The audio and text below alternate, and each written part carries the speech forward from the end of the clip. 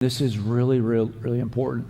If this message hinges on any one concept, it is this, that running from God destroys or robs us of our freedom in Christ. I can't even imagine what our life would have been like if we had just given in to all the people who would have said, we prefer you do this than to go and take those 3 little grandkids to Ecuador. It's so much easier to give into it. But when we do, we rob ourselves of our freedom in Christ. We rob ourselves of the joy of our salvation. And David, refusing to deal with 3 situations, they snowballed out of control. And all 3 became very public. They became very dangerous, and other people lost their life in all 3 cases.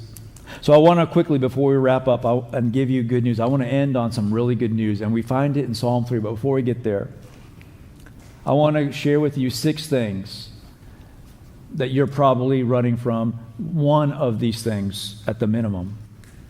Number 1, emotional pain. We try to run from our pain, but only God will meet us at the deepest hurt in our life. We try to run from fear and guilt and loneliness and grief, anxiety, but only God can meet us at that place where we stop running.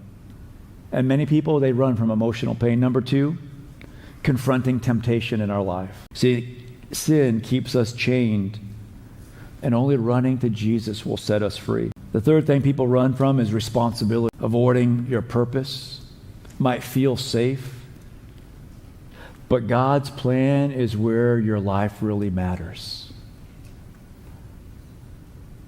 That purpose. The fourth thing is truth and reality.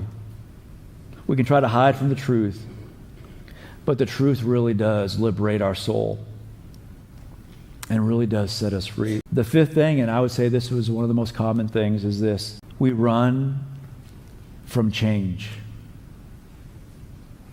But when we run from change, it will only keep you small. When we refuse to grow, it will keep us small. And we could have, driving through Gettysburg, Pennsylvania, we could have refused to change.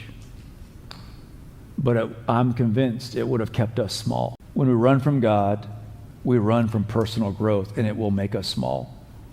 And finally, we run from people in conflict. This was David's problem. He ran from confronting the problems in his life, dealing especially with his family.